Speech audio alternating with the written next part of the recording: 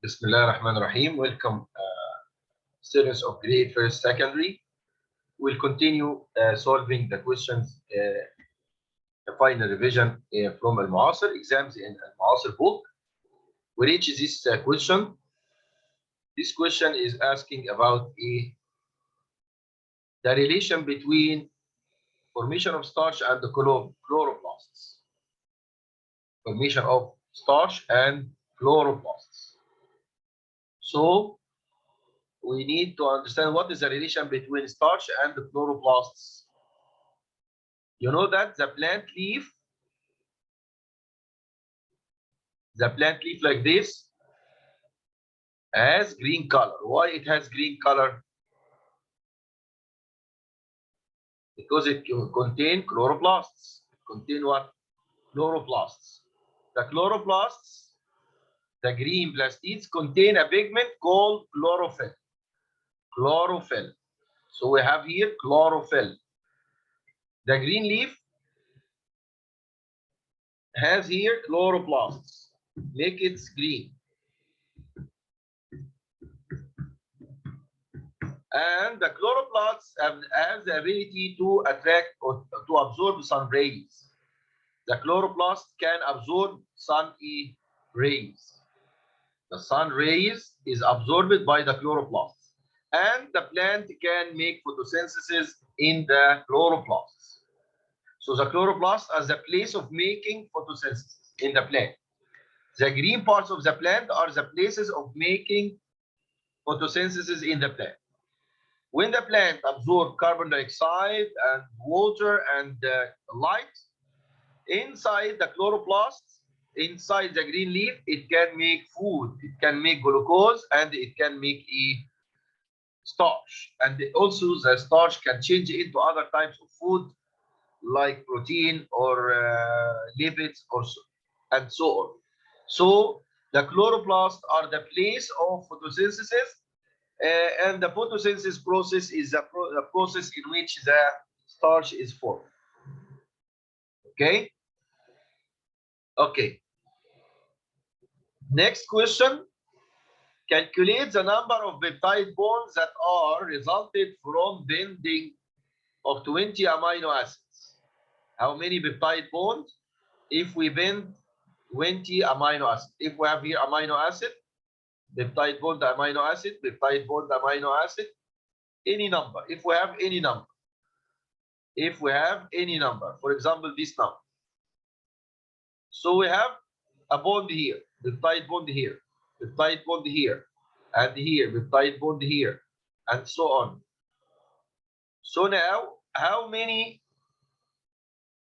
amino acids do we have? 1, 2, 3, 4, 5, 6, and 7. 7 amino acids. So how many bonds? 1, 2, 3, 4, 5, 6. So the number of bonds equals the number of amino acids or less than the amino acids? Is it equal or less?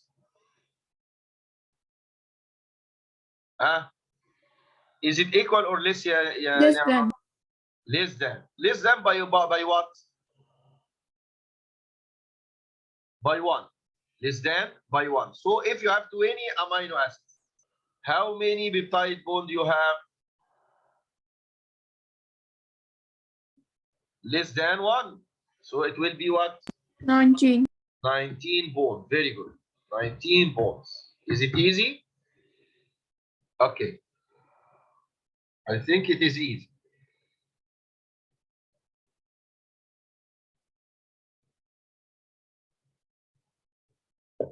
After that, we have another question. From the opposite figure, write the name of the number and the number of structure that is not found in the structure of the nucleus. What is the name and the number of the organelle or the part which doesn't found inside the nucleus? Is it 1 or 2 or 3? Which of them is not inside the nucleus? It is clear, it is 1. 2 and 3 components of the nucleus. We have chromatin, reticulum, and the nucleolus. But number 1 outside the nucleus, which is what? The endoplasmic A. The answer is 1, endoplasmic reticulum. Endoplasmic reticulum. Okay? Easy? Is it easy? Number 1 is the endoplasmic reticulum, or you can say rough endoplasmic reticulum. You get it, Neema? Let's try to solve number 17, ya Neema. Read.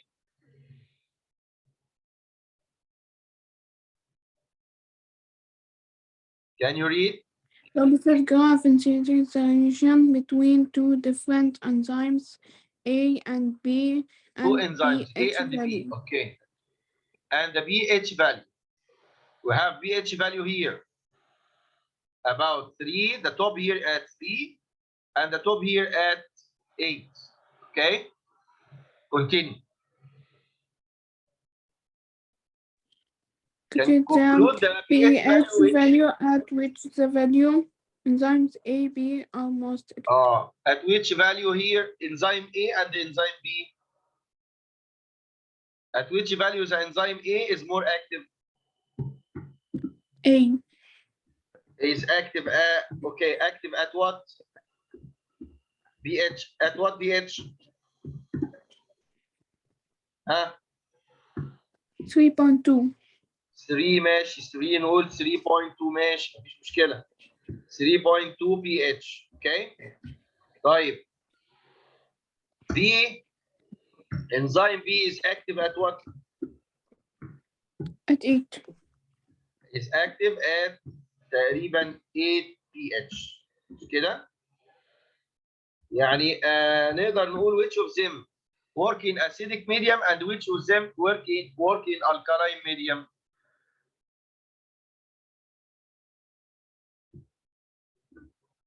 It alkaline or acidic? Work in alkaline medium. Okay? But this one is 3 pH 3, it is acidic medium. Okay? It is acidic medium. Okay? Okay.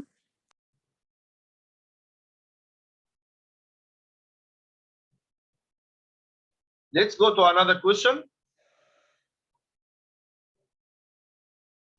You have to solve many questions. Okay, you have as you can. You have solve many questions as you can. Okay. We have here, choose the correct answer. We have a graph, the relation between the enzyme activity and the concentration of the sucrose sugar. We have a relation between the enzyme activity and the concentration of sugar, glucose sugar. As you see, as the glucose sugar increases, لغايه هنا كده, as the glucose sugar increases, the enzyme activity increases. But after 80, the activity of the enzyme is still as it is, doesn't change. واضح؟ عند ال 80 بيكون ماكسيمم وما بيزيدش تاني ابدا. طيب تعالوا بقى نشوف كده الاسئله بتقول ايه. From the opposite graph that illustrates the relation between the rate of the activity of sucrose enzyme and the concentration of sucrose sugar. يبقى we have saccharase enzyme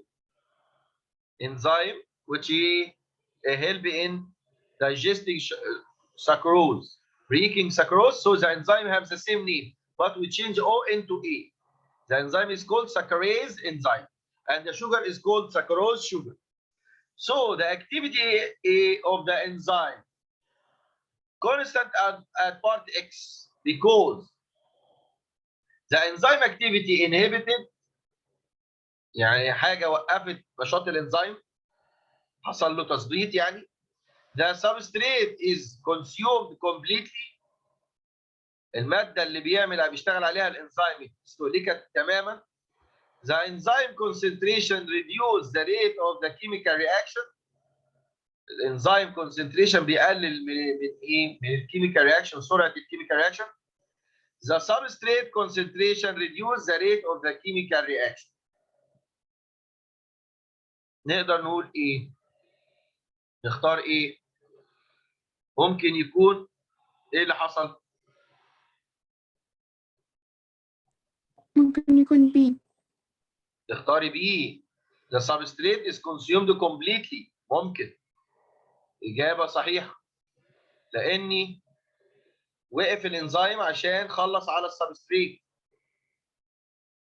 انتهى السبستريت بتاعنا، وبالتالي الإجابة بي is correct. Excellent يعني. طيب. نروح لسؤال تاني بيقول لي which of the following can be seen when staining the plant cell and examine it under the microscope with magnifying power 400x. طبعا ده magnifying power كبيره جدا. دي تعتبر magnifying power كبيره جدا. فيا ترى ايه اللي هيحصل؟ ايه الحاجه اللي احنا ممكن نشوفها under the microscope؟ يا ترى endoplasmic reticulum، mitochondria، chromosomes or cell wall؟ نتوقع ايه؟ وايه اللي ممكن مش هنقدر نشوفه؟ ايه الحاجه الصغيره قوي اللي مش هنقدر نشوفها؟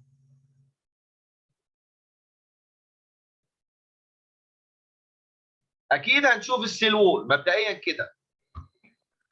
وكان سي ذا سيل وول باي تكبير احنا نقدر نشوف السيل وول، يبقى هنكنسل هنكنسل سي ودي، مش كده؟ طيب هنختار ايه بقى بين A وB؟ يا ترى هنشوف اندوبلازميك ريتيكولم وميتوكوندريا لا، او كروموزوم ايوه وسيل وول، ولا اندوبلازميك ريتيكولم لا؟ قلتك دي كبيره جدا. هنختار ايه؟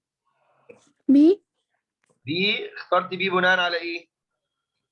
إنه إحنا ما نقدرش نشوف مش هنشوف اندوبلازميك ريتيكولم ولا هنشوفها؟ من العضيات الكبيره في الحجم، فاحنا ممكن نشوفها. مش هنشوفها. كبيره جدا في الحجم، فبالتالي ممكن نشوفها، وبالتالي اختيار ايه اقوى؟ مش كده؟ إحنا مش هنقدر نشوفها. مش هنقدر نشوفها. مش هنقدر نشوفها؟ ايه التفسير طيب؟ في سبب معين؟ إن إحنا لو كبرناها مش هتكون واضحة. مش هتكون واضحة. طيب إحنا بس نقدر نشوفها بالعين. هي أقل من العضيات الكبيرة ولا الصغيرة؟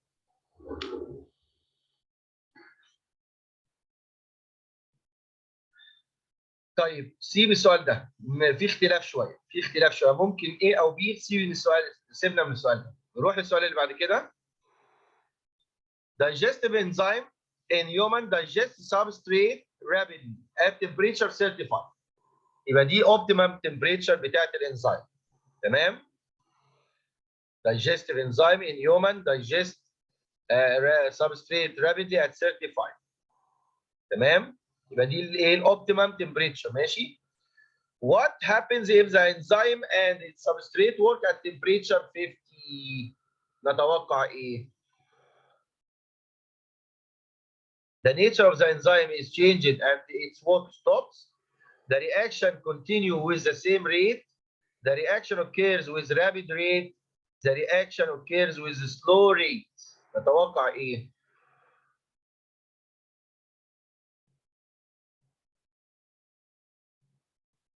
طبعا الاوبتيمم بتاعت 35. هتختاري ايه؟ دي. The reaction occurs with a slow rate. The reaction occurs at slow rate. طب ليه ما نقولش ايه مثلا the nature of the enzyme is changed and it stop working؟ لا مينفعش لأن هي مش بتقف.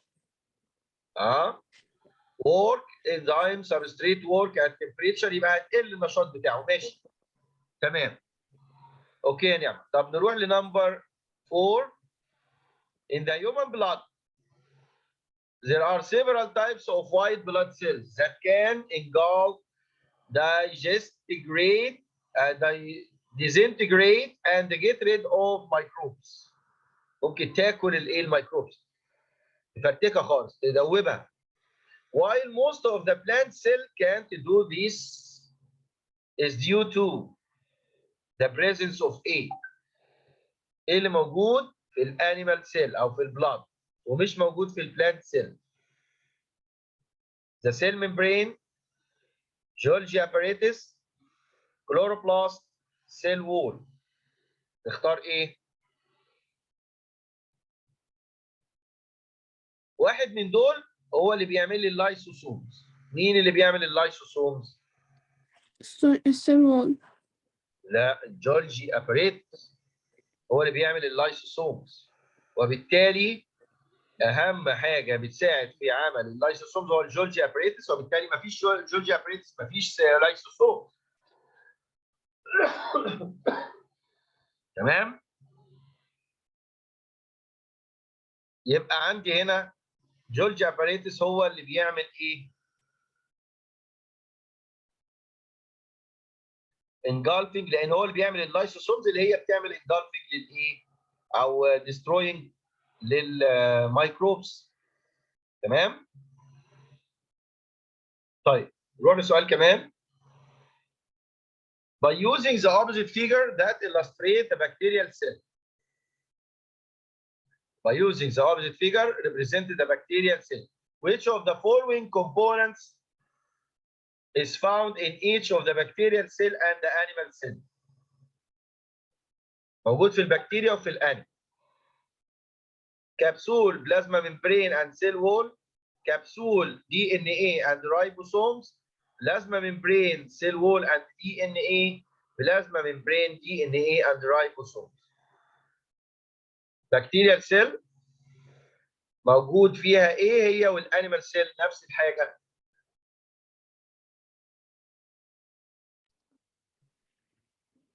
دي اعتقد مفيش كبسولز في الانيمال سيل، يبقى هنلغي اول حاجتين دول، هنلغيهم. مفيش كبسولز في الانيمال سيل مبدئيا كده. ناقص بقى البلازما ممبرين والسيل وول والدي ان ايه، والبلازما ممبرين والدي ان ايه والرايبوسومز. طيب هل الانيمال سيل فيها سيل وول؟ لا، يبقى هنكنسل برضو سي. يبقى الكوريكت انسر عن طريق الكانسلنج اكيد هي هتكون دي. تمام؟ لان انا ما عنديش كبسول في الانيمال سيل وما عنديش سيل وول في الانيمال سيل، لكن عندي بلازما ممبرين ودي ان ايه ورايبوسومز. استنى عندي سؤال. تمام؟ استنى عندي سؤال. تمام يا نعمة؟ حضرتك سامعني؟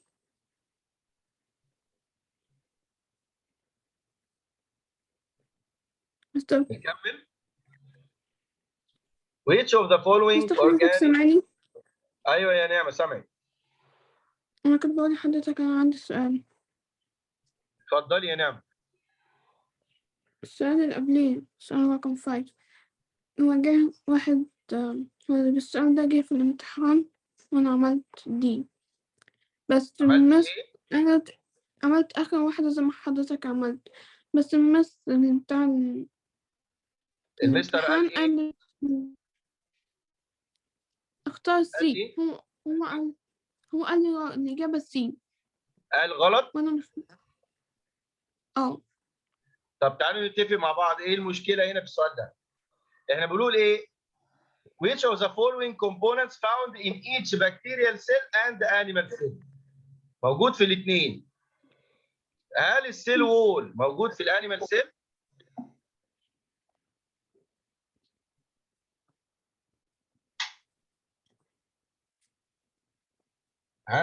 هل الانيمال سيل فيها سيل وول؟ لا. طيب يبقى سي صح ازاي؟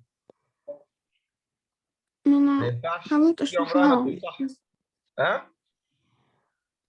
أنا قلت إنه هي غلط وشرحت لها بس هي المس قالت لأ. هي اللي لازم تعيد التفكير مره اخرى. هنا طبعا مش ممكن يكون في الانيمال سيل في سيل وول. عارفين كويس قوي ان السيل وول موجود في البلانت سيل اونلي او في البكتيريال سيل. صح كده؟ أيوة يعني انت مقتنعه بأنهي كلام؟ دي. بس كده. انت خليكي ماشيه مع اللي انت مقتنعه بيه. ممكن اي انسان بيغلط عادي يعني. مفيش انسان يعني نبي، يعني كل البشر بيخطئوا، يعني انا بغلط برضه عادي. كل انسان ممكن يسرح او يغلط عادي. مفيش اي مشاكل. تمام؟ تمام. طيب. which of the following، المهم انت تكوني مقتنعه بالحل اللي انت بتحليه وما تخافيش ابدا، حل اللي انت شايفه ان هو صح. أوكي. which of the شكرا following حضرتك. organic molecules contains free carboxyl group on its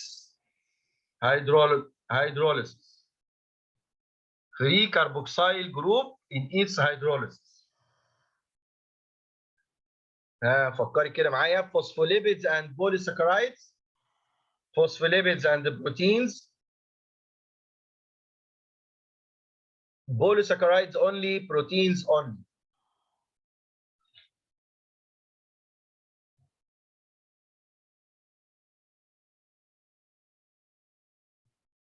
هي ممكن تكون بروتينز أونلي. بروتينز فيها كربوكسيل جروب 3 لما بتعمل هيدروليسيس. صحيح. طب الفوسفوليبيدز لا. لا مش بتكون موجودة. تمام. بروتينز only correct answer. I agree with you. Okay. طيب let's move to another question. In the opposite diagrammatic figure illustrate a part of the plasma membrane. اوكي. بلازما ممبرين اللي هو دبل فوسفولير، فوسفوليبيد لاير. اوكي. وهنا في بروتين، الحته دي بروتين، واي دي بروتين. طيب. of the plasma membrane, which of the following shows the correct pathway of the transport of glucose and water. الجلوكوز والووتر through the plasma membrane respectively. طيب مين اللي هيعدي من الاكس ومين اللي هيعدي من الواي؟ الجلوكوز هيعدي من الاكس ولا من الواي؟ الووتر هيعدي من الاكس ولا من الواي؟ passes through x ولا y؟ الووتر هيعدي منين؟ طيب نبدأ بالووتر كده. تكون آخر واحدة دي. الجلوكوز هيعدي من الاكس، من الايه؟ من الدبل لاير فوسفوليبيد لاير، والووتر ممكن يعدي من الاكس اند واي. اوكي. I agree with you. اوكي. correct مش يا نعم. عارفة، حاسة إن برضه تكون واي، مش عارفة. لا اكس. لا أنا أصلا. طيب يبقى جلوكوز from x from the phospholipid layer and water can pass from x and y. Okay. Let's move to another question. All the following substances may give a negative result with Sudan 4 stain except. طبعا السودان 4 ده بتاع ايه؟ بنختبر بيه ايه؟ فاكره؟ الليبيدز. مش كده؟ أيوة. طيب. يديني نيجاتيف ريزلت يعني ما فيهوش ليبيدز. ما فيهوش ليبيدز. All the substances that contain monosaccharides. اللي عندها مونوساكرايد مش هتعمل نيجاتيف ريزلت مع السودان 4 ولا لا؟ مش هتعمل بوزيتيف ريزلت، هتعمل نيجاتيف ريزلت. All organic substances, all substances that contain fatty acids, all substances that consist of amino acids. طبعا احنا بنتكلم عن الفاتس، وبالتالي هنا ايه؟ الفاتس هنا في دول مين فيهم فاتس؟ واضح انها سي اللي هي الفاتي اسيدز، لانها هتعمل بوزيتيف ريزلت مش هتعمل نيجاتيف ريزلت. تمام؟ لكن المونوساكرايد هتعمل نيجاتيف ريزلت، الاورجانيك سبستانس ممكن تعمل نيجاتيف ريزلت، الامينو اسيد اكيد هتعمل نيجاتيف ريزلت، الوحيده اللي هتعمل بوزيتيف ريزلت هي الفاتي اسيد. تمام؟ طيب we have here different types of cells. We have different types of cells. بيقول لي the following figures illustrate 4 types of cells, some tissues in the living organisms. Which tissue has the ability to contract? Which of them has the ability to contract? A اللي هي blood cells ولا B اللي هي nerve cells ولا C اللي هي epithelial cells ولا D اللي هي muscular cells؟ سهلة؟ مين عنده ability to contract؟ يا نعم. مين البلاد سيلز ولا النيرف سيلز ولا الابيثيليال ولا الماسكولار؟ ماسكولار. اكيد الماسكولار. احسنت، اجابه صحيحه. يبقى الماسكولار هي اللي عندها الابيليتي اوف كونتراكشن. الابيليتي اوف كونتراكشن الماسل سيلز. طيب we'll continue now. Which of the following illustrates the correct pathway to produce a certain enzyme؟ عايزين نعمل انزيم. تمام؟ فبنبدا دايما بالرايبوسومز.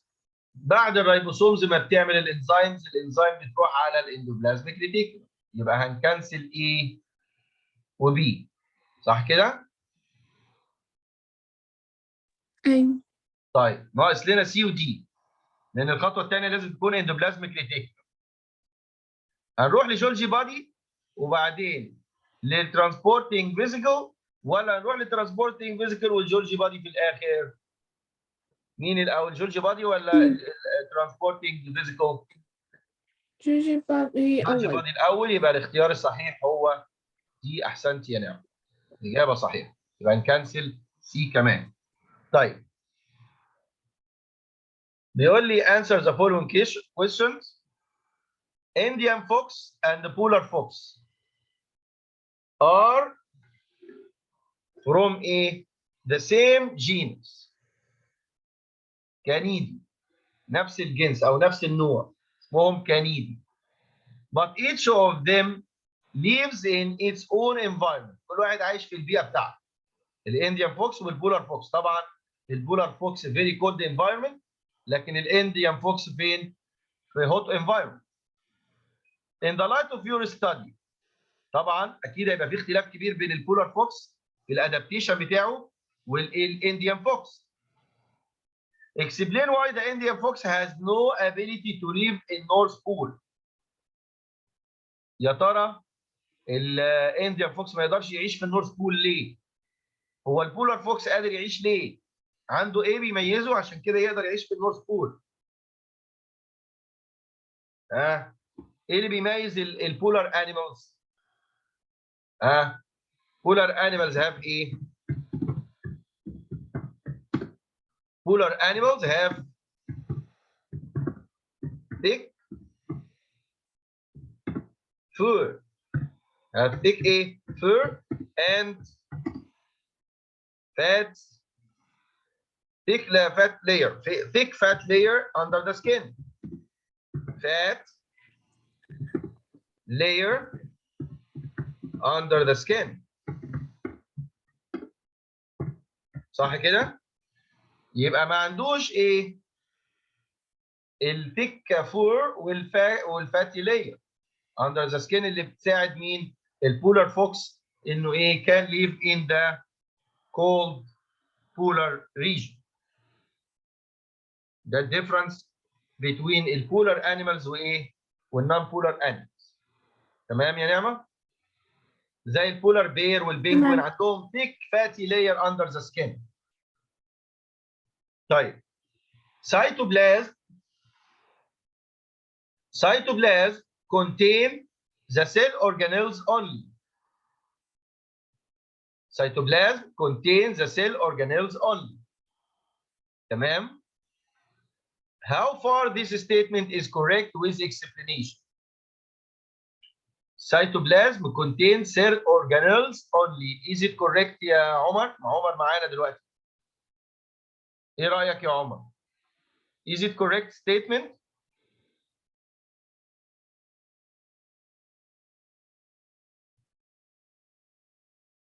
فكر معايا كده يا عمر. The cytoplasm contains cell organelles only ولا contains some substances, other substances? It is not correct. It is not correct because it contains it contains a large amount of water and minerals and بعض الأملاح. We contain also fat or oil drops and also contain inorganic substances and inorganic substances. يبقى مش فوتر مش فيك اورجانيلز بس، لا ده عندنا حاجات كتيره جدا اهمها الووتر وان اورجانيك سبستانسز زي الاويل دروبس والفاكيولز اللي فيها سولتس مثلا مينرال سولتس، وفيها ممكن نلاقي ويستس. وبالتالي السيتوبلازم doesn't contain only organelles, it contain other substances, many other substances. طيب what is the similarity between chromatin and thyroxine? chromatin and thyroxine. طب فاكر ايه هو الكروماتين؟ الكروماتين هو ده اللي بيبقى كروموزوم. بعد ما يبدا السيل ديفيجن بيتحول الى كروموزومز. يبقى موجود في النيوكليس كروماتين بيتحول لكروموزوم، والكروموزوم ده فيه نسبه فيه بروتين وفيه دي ان اي. في دي ان اي and contain also protein. طب الثايروكسين ده ايه بقى؟ حد فاكر؟ الثايروكسين ده هرمون. الثايروكسين ده هرمون والهرمون made of protein. Hormones are made of protein. يبقى similarity both of them contain protein. Both of them contain protein. Both of them contain a protein. تمام؟ يبقى دي السيميلاريتي الوحيده، لان الهرمون contain made of protein. الهرمون اصلا made of protein بتاع الثيرويد جلاند، والكروماتين اصلا هو الكروموزوم اللي هيتحول لكروموزوم، وفي دي ان ايه وفي كمان بيكون ايضا في البروتين الهيستون بروتين. طيب نروح لسؤال كمان.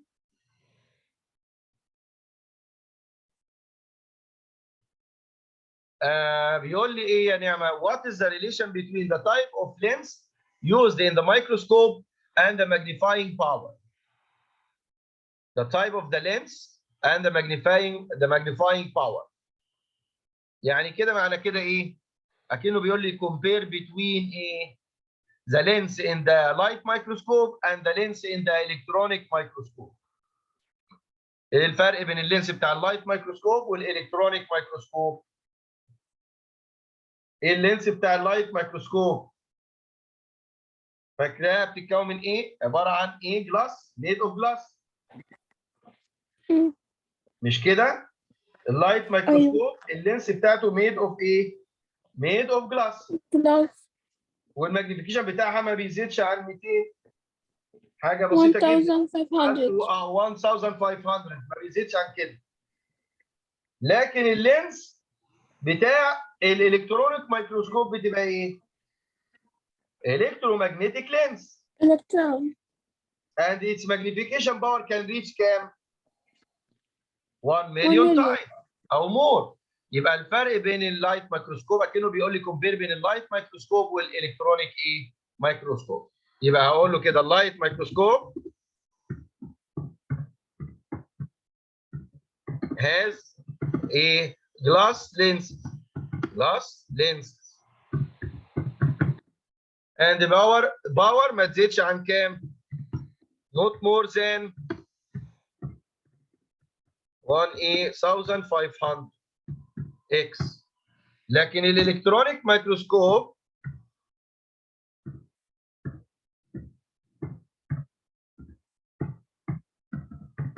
عنده الكترونيك ايه؟ عنده الكترومagnetic ايه؟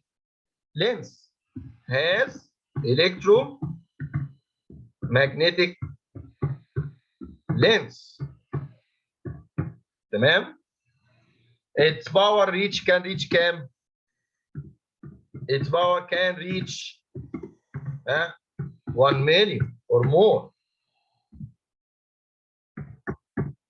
x. تمام؟ يبقى في فرق واضح بين اللينس اللي ايه؟ بتاعت الالكترونيك مايكروسكوب واللايت مايكروسكوب. طب نروح لسؤال كمان. يقول لي in the light of your study inside the living cells some substances are used and made benefit from them. Are used some substances and made benefit from them. What is the organelles that are responsible for reusing process? Reusing process. ممكن يكون عندنا organelle في السيل بتعمل reusing the substances. And how are these organelles formed?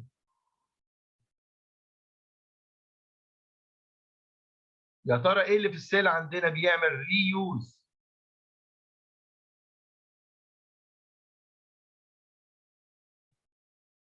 ممكن اللايزوم.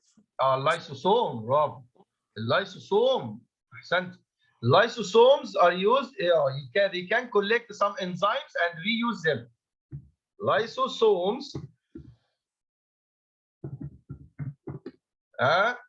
can collect enzymes and reuse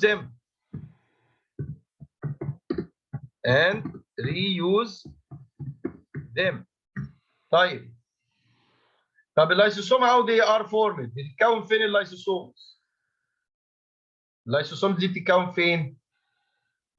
اللي بيعملها مين؟ جولجي بادي.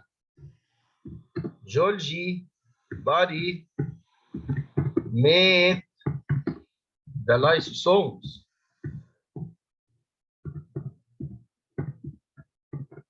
الجولجي بادي هو اللي بيعمل اللايسوسومز. تمام؟ The lysosomes are made in the Golgi body. طيب نروح لسؤال كمان.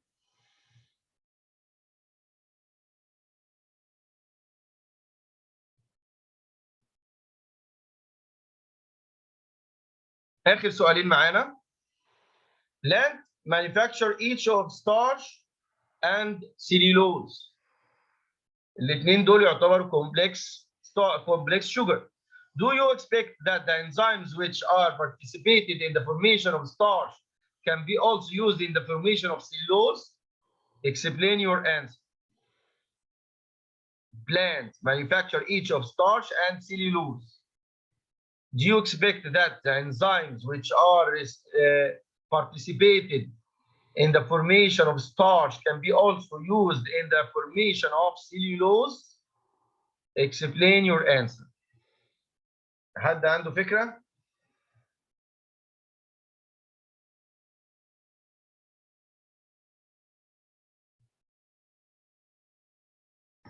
طبعا هنا الاثنين يعتبروا كومبلكس شوجر، وعشان اعمل كومبلكس شوجر بعمل يونايت بين اليونتس اوف ايه؟ بعمل جويننج يونتس اوف مونوساكرايدز. عشان اعمل جويننج لليونتس اوف مونوساكرايدز بحتاج انواع معينه من الايه؟ الانزيمز. وممكن اجمع الجلوكوز ويعمل لي ستارش، ممكن اجمع الجلوكوز ويعمل لي سيلوز، وبالتالي ممكن نفس الانزيمز تشارك في share information of starch and cellulose، لان نفس الفكره بتتكون by bending monosaccharides together to form starch and also to form cellulose. طيب in the opposite figure illustrate the important tissue in the human. An important tissue in the human body. Examine it and answer the following. يلا يا عمر. Where this tissue is found? Can you answer this? Is it skeletal muscles or cardiac muscles or smooth muscles? Cardiac. Cardiac. أحسنت. يبقى found in A. Cardiac muscles found in A.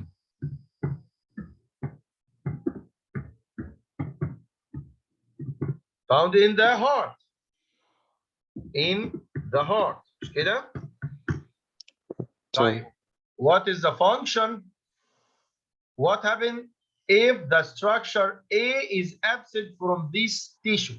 Structure A دي الskeletal discs. الديسكس اللي بتساعد في the movement and the heart beats. فاللي هيحصل ايه بقى؟ It causes death.